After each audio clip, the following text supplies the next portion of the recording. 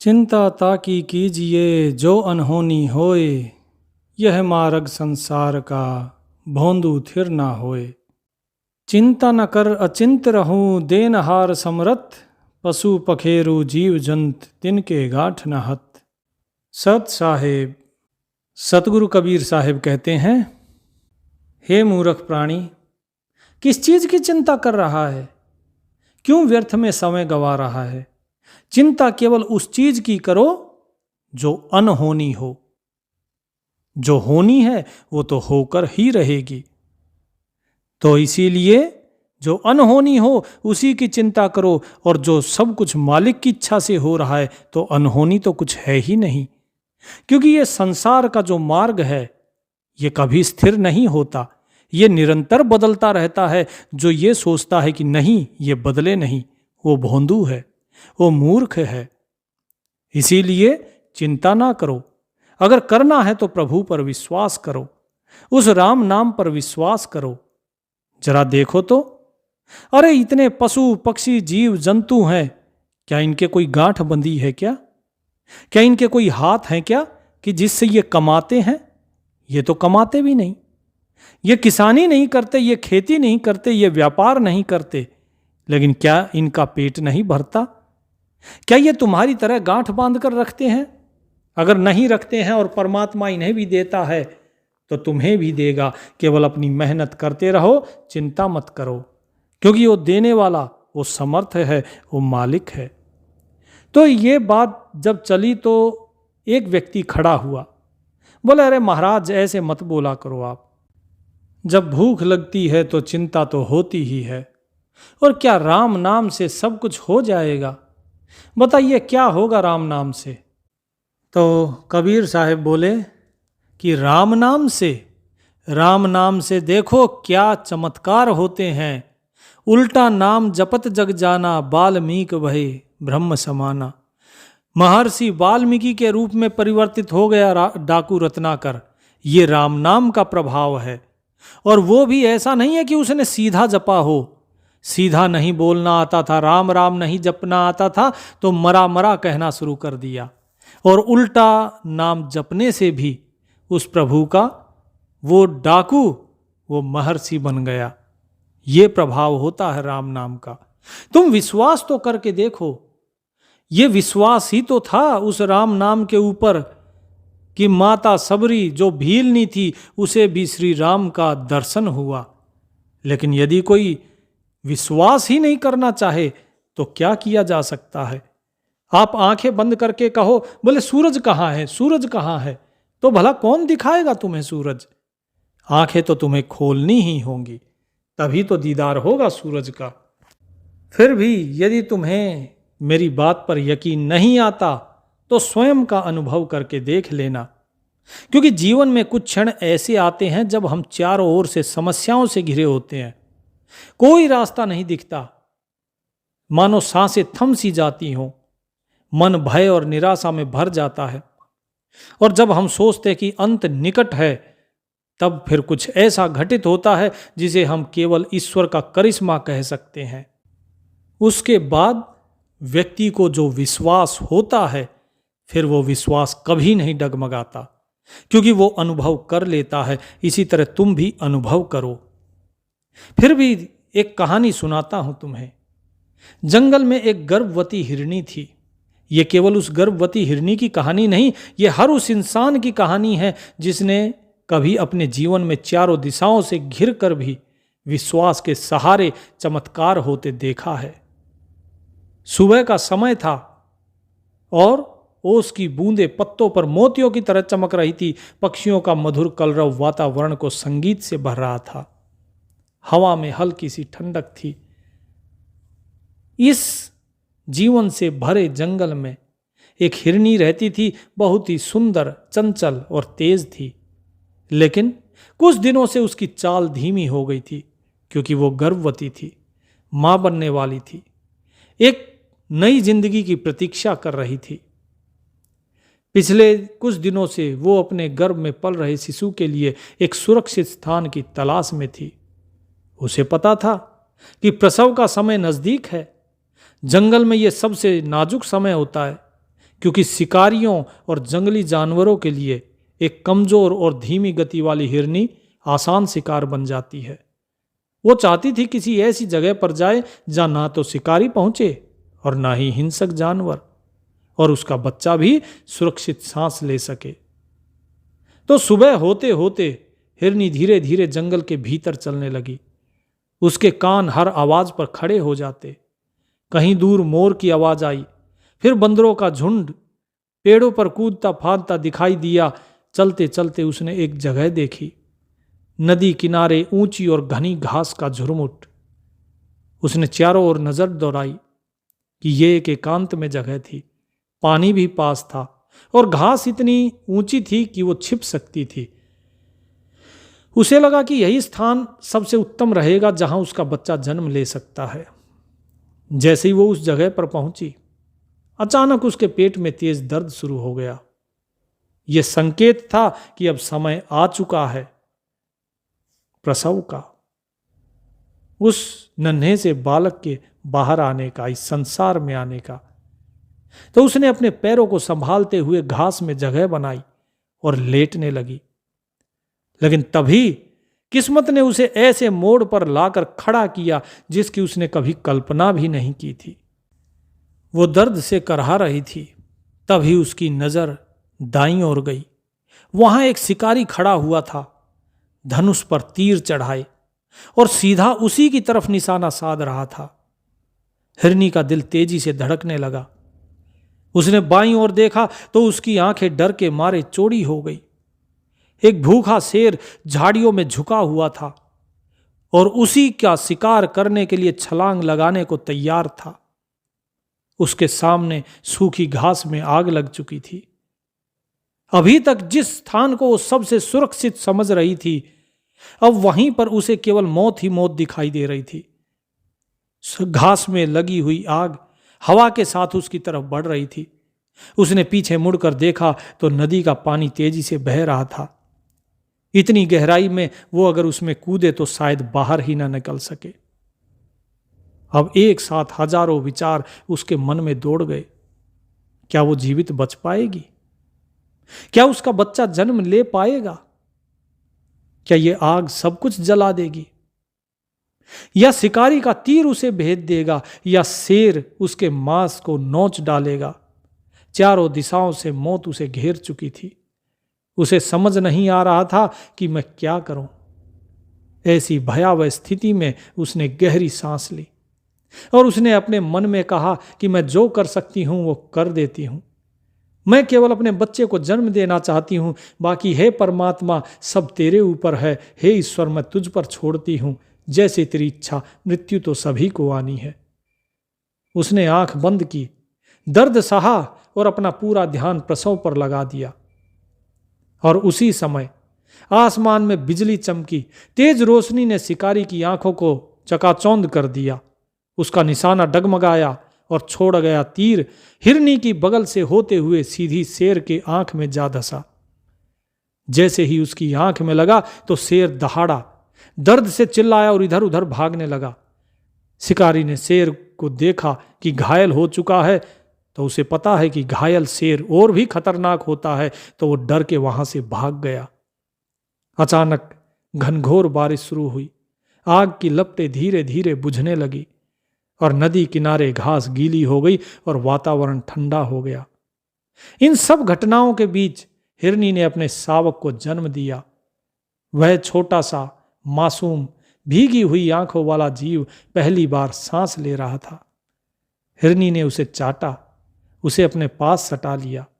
उसकी आंखों में उस मालिक के प्रति कृतज्ञता और आंखों में खुशी के आंसू थे। न सिर्फ अपने बच्चे के लिए बल्कि उस अदृश्य शक्ति के लिए जिसने असंभव को संभव कर दिया था। यह घटना सिर्फ जंगल की घटी एक घटना नहीं, यह गहरा संदेश भी है। कभी कभी हमारे जीवन में ऐसे क्षण आते हैं जब हमें लगता है अब कोई रास्ता नहीं बचा, लेकिन यदि हम उस क्षण में केवल अपने कर्तव्य का पालन करते रहें और प्राथमिकता केवल अपने उत्तरदायित्व को दें, उसी पर ध्यान केंद्रित करें और परिणाम ईश्वर पे छोड़ दें, तो प्रकृति खुद हमारे लिए रास्ता बना देती है। जीवन, मृत्यु, हार जीत सबका निर्णय अंतिम में ईश्वर के ही हाथ में है। तो यह विश्वास सबसे बड़ा हथियार है। जब सब दरवाजे बंद हो जाएं, तो विश्वास वह चाबी है जो नया दरवाजा खोल सकती है। याद रखो, जब आपके पास कोई भी रास्ता नहीं खुला हो, तो समझ लो परमात्मा आपके लिए कोई ऐसी रचना कर रहा है जो विलक्षण है, अद्भुत है, जिसके बारे में आप कल्पना भी नहीं कर सकते। इसीलिए हमेशा वर्तमान पे ध्यान दो। जैसे हिरनी ने भविष्य और अतीत के भय को छोड़कर केवल वर्तमान की जिम्मेदारी निभाई और परमात्मा पर विश्वास रखा, इसी प्रकार केवल अपना कर्म करते रहो और राम नाम जपते रहो, उस राम नाम पर विश्वास रखो। चमत्कार होगा, होता आया है और होता रहेगा। प्रकृति का संतुलन, कभी शेर, आग, नदी और शिकारी जैसे खतरे भी ईश्वर की योजना का हिस्सा होते हैं, ताकि बड़े उद्देश्य को पूरा कर सकें। तो हम सभी अपने अपने जीवन में हिरनी की तरह कभी न कभी चारों ओर से घिर जाते हैं। किसी को परीक्षाओं का दबाव, किसी को आर्थिक संकट है, किसी के रिश्ते टूट रहे हैं, किसी को स्वास्थ्य की समस्या है, किसी का समाज में अपमान हो रहा है। लेकिन इन सब का एक ही उपाय है कि केवल अपने कर्म पे ध्यान दो और विश्वास रखो परमात्मा पे, केवल उसका नाम सुमिरन करते रहो, तो वो तुम्हारा कभी भी अपमान नहीं होने देगा। जिसने ईश्वर पे भरोसा रखा, वो द्रौपदी 5-5 पतियों की पत्नी भी सती कहलाई, उसका कोई कुछ नहीं बिगाड़ पाया। लेकिन स्वयं श्री राम की पत्नी सीता, उस पर कलंक लगा कि ये रावण के घर रह के आई है, उसे देश निकाला हुआ, वनवास झेलना पड़ा। तो जिसने उस प्रभु पे भरोसा कर लिया, उसके लिए फिर कुछ भी असंभव नहीं होता। उसका सब कुछ देखने वाला वो प्रभु होता है। इसलिए आप हमेशा उस पर विश्वास रखिए और अपनी चिंता उसके ऊपर छोड़ दीजिए। राम नाम से ही आपका कल्याण होगा। कबीर क्या मैं चिंत हूं, मम चिंते क्या होए, मेरी चिंता हरि करे, चिंता मोहि न कोय। कबीर साहिब कहते हैं कि मैं क्या चिंता करूं, किसकी चिंता करूं भाई, मुझे कोई चिंता नहीं है, क्योंकि मेरी चिंता करने के लिए मालिक बैठा है। अरे उसने पेट दिया है तो वो भोजन भी देगा, दाना दिया है तो चोंच भी दी है, तो मेरी चिंता करने वाला वो है। तो इसलिए मुझे कोई चिंता नहीं है। चिंता जो करता है वो मूर्ख है, क्योंकि चिंता करने से क्या होता है। यदि आपके पास कोई समस्या है तो उसके दो ही तो रास्ते हो सकते हैं। यदि आपको उसका समाधान पता है तो समाधान कर दो, चिंता किस लिए करनी। और यदि नहीं है उसका कोई समाधान, तो फिर चिंता करके भी आप क्या कर लोगे। तो चिंता को छोड़ो और प्रभु के सुमिरन में लग जाओ। कभी कछुए को देखा है? कछुआ जल में रहता है, और जो कछुई होती है, वो कछुई अपने अंडे जो देती है, क्या उसको कोई थन होता है? वो क्या दूध पिलाती है अपने बच्चों को? नहीं ना। लेकिन फिर भी वो पैदा होते हैं, वो पलते हैं। अंडा पाले काछुई, बिन थन राखे पोख, यों करता सबकी करे, पाले तीनों लोक। इसी प्रकार वो परमात्मा तीनों लोकों को पालता है। तो चिंता मत करो। लेकिन बात वही है, कितना ही भी इस संसार को समझा लो, लेकिन ये संसार, वो कहावत है कि कुत्ते की दुम टेढ़ी की टेढ़ी, 12 बरस नली में डालो फिर भी टेढ़ी की टेढ़ी ही रहती है।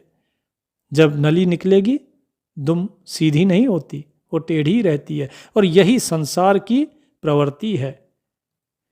तो लोग पूछते हैं फिर दोबारा, बोले जी हम कैसे मान लें।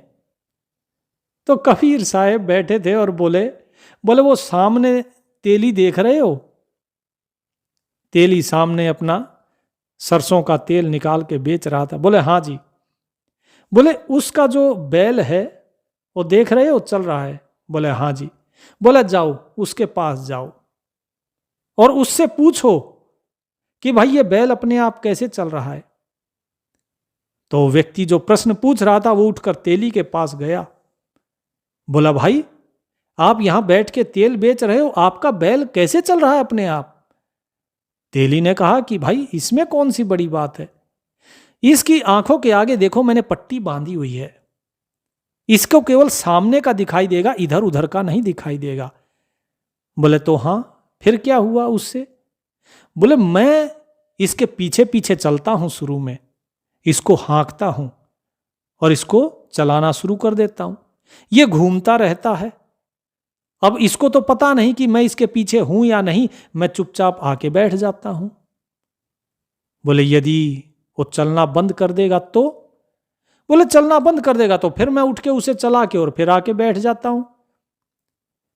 बोले ऐसे कितनी बार उठोगे, और तुम्हें कैसे पता लगेगा कि उसने चलना बंद कर दिया? तुम तो यहां कमरे में बैठे हो, वो पीछे है। बोले मैंने उसके गले में घंटी बांधी हुई है, जब तक वो चलेगा उसकी घंटी बजती रहेगी, और जैसे ही उसकी घंटी बजनी बंद होगी मुझे पता लग जाएगा कि बैल रुक गया है। मैं जाके फिर से हाँक देता हूं, वो फिर से चल पड़ता है, मैं फिर आके बैठ के अपना तेल बेचता हूं। बोले भाई ये बात तो बड़ी अच्छी है, लेकिन अगर वो खड़ा खड़ा सिर हिलाता रहे तो उस तेली ने कहा कि भाई वो तार्किक नहीं, वो बैल है, बैल तर्क नहीं करता है। तो ये जो तार्किक लोग होते हैं इनको कितना ही समझा लो, ये सिर्फ तर्क करेंगे। तर्क करना अच्छी बात है, तर्क करना चाहिए क्योंकि तर्क जीवन का आधार है, लेकिन वो तर्क स्वयं से करना चाहिए।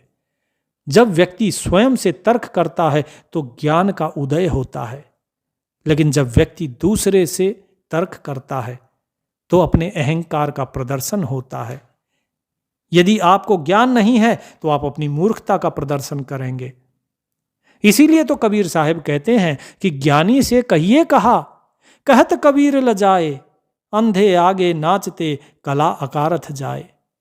कि ज्ञानी को कुछ कह के कोई लाभ नहीं है, और क्योंकि वो तो स्वयं ही ज्ञानी है तो उसे क्या कहूं, उसको कहते हुए तो मुझे ही लज्जा आती है। कभी कोई अपने गुरु को सिखाता है क्या? क्योंकि जिस गुरु से सीखा है उसको क्या सिखाना, उसको तो सब आता ही है। और किसी मूर्ख को कह के कोई लाभ नहीं है। जैसे इतनी देर से मैं इसे समझा रहा था, ये मेरे साथ बहस कर रहा था, अभी ये तेली के साथ जाकर बहस कर रहा है। थोड़ी देर में वो व्यक्ति तेली के पास से वापस कबीर साहिब के पास आया और कबीर साहिब ने पूछा, हाँ बताओ, तो क्या ज्ञान प्राप्त किया तुमने वहां? बोले जी मैंने ज्ञान प्राप्त किया कि किस प्रकार से जो बैल है वो अपने आप निकालता रहता है तेल सरसों का, वो कोल्हू को चलाता रहता है। कबीर साहिब ने कहा कि तुम भी तेली के बैल बने हुए हो। बोले जी मैं तेली का बैल? बोले हाँ, क्योंकि तुम जीवन में जो तुम्हें बताया जाता है तुम उसका अनुभव ही नहीं करते हो, तुम केवल कोरा तर्क करते हो। तुमने अपना खूंटा एक जगह गाड़ लिया है और उसी खूंटे के तुम चारों तरफ घूम रहे हो, जैसे तेली का बैल इस कोल्हू के चारों तरफ घूम रहा है। जब तक तुम उससे आगे नहीं बढ़ोगे अनुभव कैसे करोगे? मंजिल तक कैसे पहुंचोगे अगर एक ही जगह रास्ते पर बैठ जाओगे? तो या तो तुम मेरी बात का विश्वास कर लो या फिर स्वयं अनुभव करो, लेकिन विश्वास तो करना पड़ेगा। उस परमात्मा पर विश्वास जो नहीं करता है वो ना यहां का रहता ना वहां का। इसीलिए विश्वास ही सबसे बड़ी चीज है। मन के हारे हार है, मन के जीते जीत, सहजे सब विधि पाइये मन ही की प्रतीत। कि ये जो मन है, ये मन का जो विश्वास है उसी से तुम्हारी हार होती है और उसी से जीत। यदि तुम्हारे मन में दृढ़ विश्वास है कि मुझे जीत मिलेगी और तुम दृढ़ निश्चय होके कर्म करते हो तो जीत तुम्हें मिलती है। लेकिन जो मन में ही हार गया, जो अपने मन में ही जिसे विश्वास नहीं कि मैं कर सकता हूं, तो वो नहीं कर सकता फिर। और जो ये सोचता है कि हां मैं कर सकता हूं, केवल वही कर सकता है। तो इसीलिए विश्वास रखना सीखो। जिस प्रकार व्यक्ति राम राम जपता है तो वो यम के फंद से छूट जाता है। और मुझे तो भरोसा है इस चीज का, लेकिन अगर तुम्हें नहीं है तो मैं कुछ नहीं कर सकता। क्योंकि जब तक व्यक्ति चाहे ही नहीं भरोसा करना, तो उसे भरोसा कौन दिला सकता है? पहले तुम्हारी खुद की नीयत होनी चाहिए कुछ सीखने की। तुम्हारी सीखने की नीयत नहीं है, तुम्हारी नीयत सिर्फ बहस करने की है। और कबीर बहस नहीं करता है, मैं हारा तुम जीते।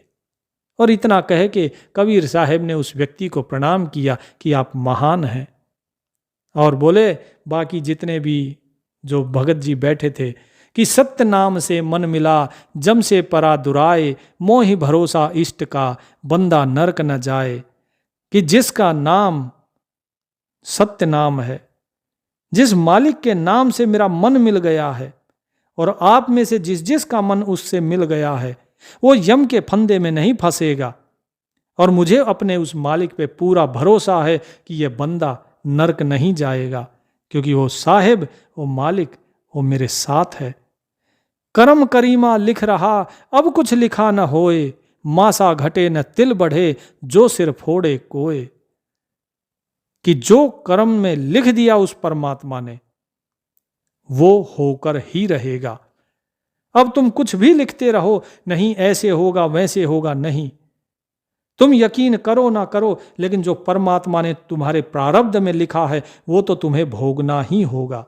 अगर उसने कहा कि तुम राजा बनोगे, तुम राजा बनोगे, कुछ भी कर लो।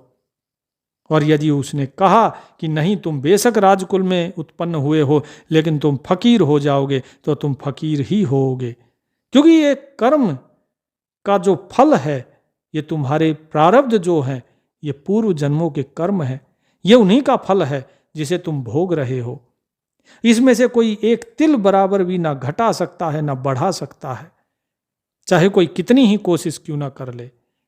इसीलिए हमेशा मन में विश्वास रखो, उस प्रभु पर विश्वास रखो, तभी कल्याण होगा।